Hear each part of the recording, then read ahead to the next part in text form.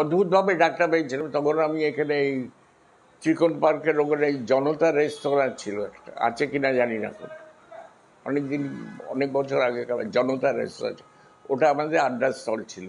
এবং ওখানে ফিল্মের লোকজনের আনাগোনা ছিল, টেকনিশিয়ান বলো বা আর্টিস্ট বলো, ওখানে আমাদের একটা আড্ডার স্থল ছিল ঠিক চিকন পার্কের সামনে। হাটারি রেস্তোরাঁ আছে, তার তলায় ছিল ওটা জনতা রেস্তোরাঁ। ওখানে আড্ডা মারতে মারতে আমাকে ভানুদা, যিনি প্রোডাকশন কন্ট্রোলার ছিলেন, মানিকদা, উনি একদিন এরকম, ওনার ছোটো ভাই এসে বললো, কল্যাণ তোমাকে মানিকদা ডেকে পাঠিয়েছেন। তখন বিশপ রোডে থাকে। আমি বললাম, হ্যাঁ ইয়ার কি হচ্ছে, হয় নাকি মানিকদা?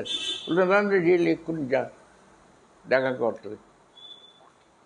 সেই গেলাম দেখা করতে, ঢুকলাম ওনার ঘরে। সেই চেহারা, চোখের সামনে তো জুলজুল করে জ্বলছে, ভয় কাঁপছি, পাগল, একটা মৃদু কম্পন অনুভব করছি।